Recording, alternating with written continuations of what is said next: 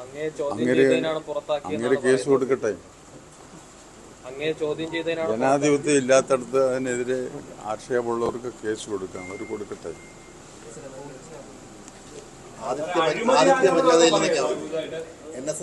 അയാളുടെ അതിനൊന്നും മറുപടി പറയാൻ ഞാനില്ല.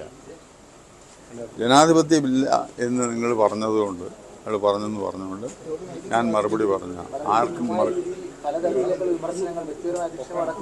അല്ല, അത് ഇപ്പം ആരെല്ലാം പറഞ്ഞു. അങ്ങേരുടെ അച്ഛനെ പറ്റി ആര് പറഞ്ഞിട്ടില്ലേ? അങ്ങേര് തന്നെ അങ്ങേരുടെ അച്ഛനെ പറ്റി വ്യക്തിപരമായ ആക്ഷേപങ്ങൾ പറഞ്ഞിട്ടില്ലേ? ഇല്ലേ? ആ അച്ഛൻ മകനോട് പറഞ്ഞു, നീ NSS ജനറൽ സെക്രട്ടറിയും NSSനെയും സ്നേഹിച്ചു വേണം ജീവിക്കാൻ എന്ന് അച്ഛൻ എനിക്ക് ഒരു ഉപദേശം തന്നിട്ടുണ്ട്.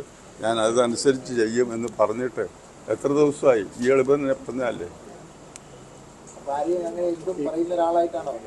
അത് ഞാൻ പറയുന്നില്ല.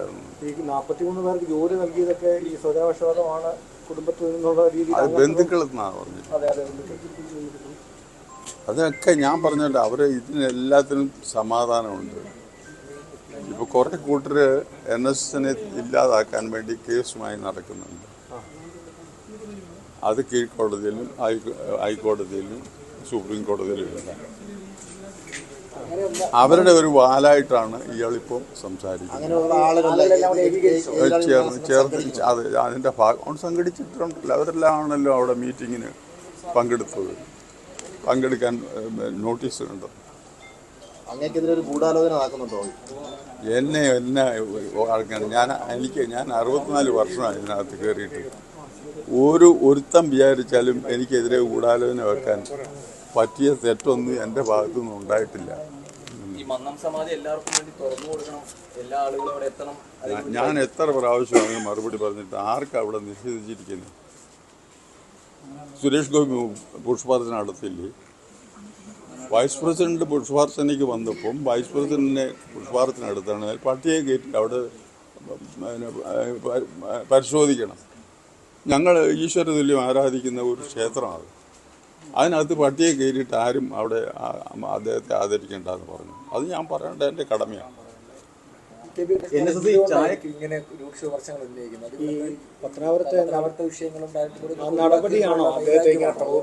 അതെനിക്ക് അറിഞ്ഞുകൂടാ. അതൊക്കെ അവർ നോക്കട്ടെ. അതിനൊക്കെ ആക്ഷേപം അയക്കുന്നുണ്ടെങ്കിൽ അയക്ക് കോടതി പോകാമല്ലോ. കോടതിയിലൊന്നും പോകുന്നില്ല. എന്താ ആര്? നിങ്ങൾ പലരും അവിടെ പോയി ആഹാരം കഴിക്കാറില്ലേ? എനിക്ക് മറുപടി അതേ ഉള്ളൂ. എന്തുകൊണ്ടാ? നല്ല ഭക്ഷണം ജനങ്ങൾക്ക് കൊടുക്കുന്ന ന്യായമായ തൃപ്തികരമായ കൊടുക്കുന്ന ഒരു സ്ഥാപനം അത് കേരളം മുഴുവൻ ഉണ്ടാകണമെന്നാണ് എൻ്റെ ആഗ്രഹം. എനിക്ക് ഒക്കുമെങ്കിൽ ഞാനത് കേരളത്തിൽ ഇനിയും കൂടുതൽ പത്മ കഫേകൾ ഉണ്ടാക്കാൻ ഞാൻ ജനങ്ങൾക്ക് വേണ്ടിയിട്ടാണ്, അല്ല വേറെ ആർക്കും ലാഭത്തിന് വേണ്ടിയിട്ടല്ല.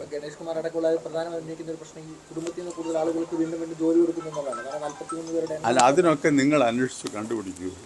എൻ്റെ കുടുംബത്തിൽ നിന്ന്, എൻ്റെ കുടുംബം എന്ന് പറയുന്നത് ഇത് കേരളം മുഴുവനുള്ളതാണ്. എൻ്റെ കുടുംബം ഒരു നായരെന്ന് പറഞ്ഞാൽ അതിൻ്റെ നേതാവെന്ന് പറഞ്ഞാൽ എൻ്റെ കുടുംബം കേരളം മുഴുവനുള്ളതാണ്. എങ്ങനെ വേണേൽ നിങ്ങൾ നിശ്ചയിച്ചോളൂ. ഞാൻ അനധികൃതമായിട്ട് ഒരു മനുഷ്യർക്കും ഞാൻ നിയമനം കൊടുത്തിട്ടില്ല. അതൊക്കെ ഇവിടുത്തെ കീഴ്വഴക്കം അനുസരിച്ചല്ലാതെ ഒരു തെറ്റും ഞാൻ ചെയ്യാൻ ശ്രമിച്ചിട്ടില്ല.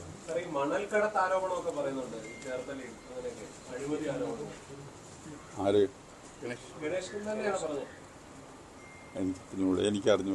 വ്യക്തിപരമായിട്ടുള്ള അധിക്ഷേപത്തിലേക്ക് കൂടി കാര്യങ്ങൾ വന്നിരിക്കുന്നു. താങ്കൾ ഇവിടെ വരുമ്പോൾ, ആളുകൾ വരുമ്പോൾ മുഖത്ത് നോക്കുന്നില്ല എന്നതടക്കമുള്ള ചില വിമർശനങ്ങൾ കൂടി അദ്ദേഹം മുന്നോട്ട് വെച്ചിട്ടുണ്ട്. അതെന്നാ ഈയൊക്കെ തോന്നിയത്? ഇപ്പോൾ വർഷത്തിലായി.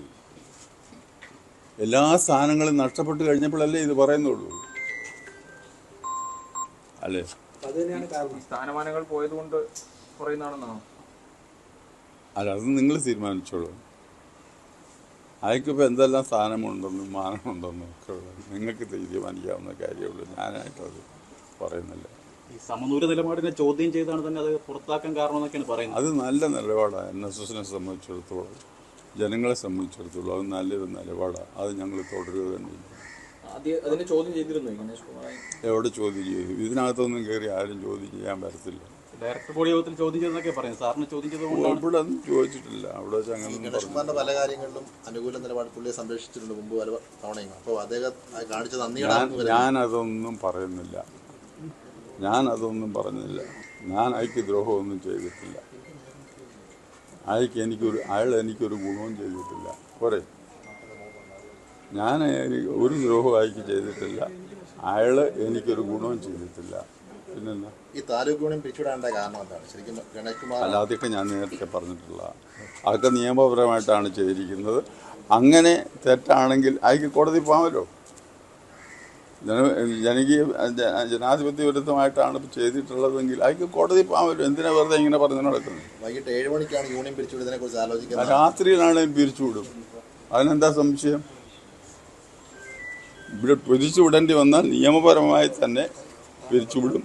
അത് രാത്രിയിലാണെങ്കിലും പിരിച്ചുവിടും. എപ്പോഴാ അവസ്ഥ ഉണ്ടാകുന്നു ഉടനെ തന്നെ ആ താലൂക്ക് യൂണിയൻ്റെ ഭരണസ്തംഭനത്തിനുള്ള വരാതിരിക്കാൻ രാത്രി തന്നെ കോൺസ്റ്റിറ്റ്യൂട്ട് ചെയ്യണമെങ്കിൽ കോൺസ്റ്റിറ്റ്യൂട്ട് ചെയ്യണം. ഒരു അവസരം കിട്ടുമ്പോഴെല്ലാം ഇപ്പോൾ വിമർശനമാണ് അദ്ദേഹത്തിന്റെ ഭാഗത്തു നിന്ന്. അത് നിങ്ങൾ ആലോചിച്ചോളൂ. അങ്ങ് ആ പുള്ളി പറയുന്നത് എന്താണെന്നും പ്രവർത്തിക്കുന്നത് എന്താണെന്നും ഒക്കെ നിങ്ങൾ തന്നെ നിങ്ങൾക്ക് ധൈര്യമുണ്ടോ അങ്ങയുടെ ചെയ്തികളെ പറ്റി വിമർശിക്കാൻ? ചുമ്മാ പറയുന്നതല്ലല്ലോ, ജനങ്ങൾ കണ്ടുകൊണ്ടിരിക്കുന്നതല്ലേ ഇതെല്ലാം. നമുക്ക് അങ്ങനെയുള്ള ഒരു കാര്യവും വേണ്ട. ഞാനതിനെപ്പറ്റി അയാളുടെ മറ്റു കാര്യങ്ങളെപ്പറ്റി ഞാൻ പ്രതികരിക്കാൻ ഉദ്ദേശിക്കുന്നില്ല. ജനാധിപത്യം NSSനെ സംബന്ധിച്ച് ചോദിച്ചതുകൊണ്ട് ഞാൻ അതിനെ മറുപടി പറയുന്നുള്ളൂ. ഈ വിമർശനങ്ങളെ NSSനപ്പുറത്തേക്ക് ജനറൽ സെക്രട്ടറിയിലേക്ക് മാത്രം പോകുന്നു എന്ന് തോന്നുന്നുണ്ട്. അതാണല്ലോ ഞാനല്ലേ ജനറൽ സെക്രട്ടറി. ഈ എക്സിക്യൂട്ടീവ് അധികാരി എന്ന് പറയുന്നത് NSSന്റെ ജനറൽ സെക്രട്ടറിയാണ്. അതൊരു വ്യക്തിപരമല്ല, ഒരു സ്ഥാനത്തെയാണ് വിമർശിക്കുന്നതെന്ന് പറയാം എന്നൊന്നും ഞാൻ പറയുന്നില്ല. നിങ്ങൾക്കറിയാമല്ലോ വ്യക്തിപരമാണോ അല്ലയോ എന്നുള്ളത്. ഇനി പറയുന്നതൊക്കെ എന്തോന്ന്? ജനറൽ സെക്രട്ടറി എന്ന് പറയുന്ന ആളിൻ്റെ തന്നെയാണോ പറയുന്നത്? അല്ലല്ലോ. NSS പിടിക്കാൻ അണിയറയിൽ നീക്കം നടക്കുന്നുണ്ട്. അത് ഒരുപാട് തുടങ്ങിയതാണ്. 112 വർഷമായി അദ്ദേഹം ഇരിക്കുമ്പോൾ മുതലേ തുടങ്ങിയിട്ടുള്ളതാണ്. എനിക്കത് കണ്ട അനുഭവമുണ്ട്. പിടിച്ചവനൊന്നും ഇന്ന് ഇല്ലാതായിട്ടുള്ളൂ. അത് ചെയ്യട്ടെ. നടത്തിയ ജാഥ ഓരോരുത്തർക്കും എത്ര പേരുണ്ടെന്ന് നമ്മൾ കണ്ടില്ല. എങ്ങനെ വേണേൽ നടത്തിക്കോട്ടെ. അതിനെയൊക്കെ നേരിടാനുള്ള കരുത്ത് നായർ സർവീസ് സൊസൈറ്റിക്ക് NSSനെ സ്നേഹിക്കുന്ന നായന്മാർക്കുമുണ്ട്. അതിന് സംശയം. അതെ, തിർക്കണ്ണികളെന്ന് പറയുന്നത് എന്താ അതിൻ്റെ അർത്ഥം? അനധികൃതമായിട്ട് ഒരു മരത്തിൽ കയറി പിടിച്ചിരിക്കുന്ന ഒരു വസ്തുവാണ്. അങ്ങനെയല്ലല്ലോ. ഞാൻ അനധികൃതമായൊന്നും വന്നതല്ലല്ലോ. ഇവിടെ അനധികൃതമായല്ലോ. ഇത്തവണയും നടന്നല്ലോ തെരഞ്ഞെടുപ്പ്. ആരെങ്കിലും ഉണ്ടായിരുന്നോ എതിർക്കാൻ? അവിടെ ഹാജരായിരുന്ന ആളുകൾക്ക് അവരോട് ഞാൻ പരസ്യമായിട്ട് ചോദിച്ചു, നിങ്ങൾക്ക് എൻ്റെ പ്രവർത്തനത്തെ സംബന്ധിച്ചോ NSSൻ്റെ പ്രവർത്തനത്തെ സംബന്ധിച്ചോ പരാതിയുണ്ടെങ്കിൽ ഈ വേദിയിൽ വെച്ച് ചോദിച്ചാൽ എനിക്കൊരു എതിർപ്പുമില്ല. അത് വ്യക്തിപരമാകട്ടെ, അതുപോലെ സംഘടനാപരമാകട്ടെ, രാഷ്ട്രീയമാകട്ടെ. ഈ ചട്ടമ്പി സ്വാമികളെയൊക്കെ അംഗീകരിക്കാത്ത ആളാണ് NSSന്റെ തലപ്പത്ത് എന്ന് പറയുന്നത്. അത് അങ്ങോട്ട് കയറി നോക്കിയാൽ അറിയാം. അതൊരു രണ്ട് സംഘടനകൾക്കിടയിൽ ഒന്നുമില്ല. ഞങ്ങളിവിടെ സമ്മേളനമൊക്കെ വെക്കുമ്പോൾ ചട്ടമ്പി സ്വാമിയും മന്നത്ത് പത്മനാഭനെയും നിങ്ങൾ കണ്ടിട്ടുള്ളതല്ലേ? പന്തലിൽ വയ്ക്കാറുള്ള കണ്ടിട്ടല്ലേ? ഒന്ന് ഞങ്ങളുടെ സമുദായകാരൻ, മറ്റേത് നമ്മുടെ ആത്മീയ ആചാര്യൻ. അങ്ങനെ നമ്മൾ ഇവിടെ ആരാധിക്കുന്നുണ്ട്. ഞങ്ങളാരും ആരെയും. ഗണേഷ് കുമാർ പറയുന്നത് ചട്ടമ്പി സ്വാമി ഒരു ചട്ടമ്പിയായിട്ട് മാത്രമാണ് കണ്ടേക്കുന്നത്. അല്ല, അതയാളുടെ ഭാഷയാണ്. ഗണേഷിന്റെ പ്രശ്നം നിലനിൽപ്പിന്റെ പ്രശ്നമാണോ?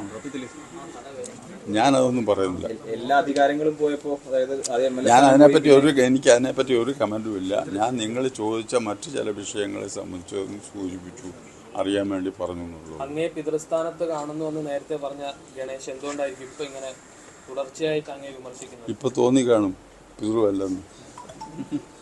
പിതൃസ്ഥാനത്തെല്ലാം തോന്നിക്കാണും. അതുകൊണ്ട് തന്നെ വിമർശിക്കുന്നതല്ല. അനുകരിച്ചു അനുകരിച്ച് കാണിച്ച് അങ്ങ് എങ്ങനെയാണ് സംസാരിക്കുന്നതൊക്കെ അത്തരത്തിലുള്ള ഒരു അത് അയാളുടെ കലാ ഇതാണ്, സാമർഥ്യമാണ്. അതിലുള്ള കലാ സാമർഥ്യം ഞാൻ കണ്ടില്ല. മുൻപ് സുരേഷ് ഗോപിയൊക്കെ പരിഹസിച്ചിരുന്ന ആളാണ് ഗണേഷ് കുമാർ. ഇപ്പോൾ സുരേഷ് ഗോപി ഇവിടെ കയറ്റാത്തതൊക്കെ ഒരു വലിയ പ്രശ്നമായിട്ട് അദ്ദേഹം ചൂണ്ടിക്കാണിക്കുകയും ചെയ്യുന്നുണ്ട്. അതങ്ങനെ സമയം മാറി പലതും പറയും പലരും. ഈ സോളാർ കേസിലൊക്കെ ഞാൻ എന്തെങ്കിലും നിങ്ങൾ ഇത്രയും നാളായല്ലോ എന്നെ കാണുന്നു, ഒരു കാര്യം ഞാൻ പറഞ്ഞിട്ടുണ്ടെങ്കിൽ അതിന് വിരുദ്ധമായിട്ട് സമയം മാറിയോ അല്ലെങ്കിൽ എന്തെങ്കിലും ഒരിക്കലും അതിന് വിരുദ്ധമായിട്ടൊരു നിലപാടെടുക്കുകയോ സംസാരിക്കുകയോ ഞാൻ ചെയ്തിട്ടുണ്ട്. ഞാൻ പറഞ്ഞിട്ടില്ല, അല്ലെങ്കിൽ ക്ഷമ പറയാ, ഒന്നും ഉണ്ടായിട്ടില്ലല്ലോ. ഞാൻ വളരെ ആലോചിച്ചു കണ്ടേ പറയത്തുള്ളൂ. അതൊന്നും തിരിച്ച് വിഴുങ്ങേണ്ട ഒരു സാഹചര്യം ഒരിക്കലും ഉണ്ടായിട്ടില്ല. സോളാർ കേസിൽ ഉൾപ്പെടെ പല സമയത്തൊക്കെ തന്നെ ഗണേഷിന്റെ പല നിലപാടും കണ്ടിട്ടുള്ളതാണ്. അപ്പോൾ ആ സമയത്തൊക്കെ ഒരു നിലനിൽപ്പിന് വേണ്ടിയായിരുന്നു ഗണേഷ് അത്തരത്തിൽ. ഞാനത് പറയുന്നില്ല, അയാളെ പറ്റി അതൊന്നും പറയുന്നില്ല, അങ്ങനെ പറയുന്നില്ല.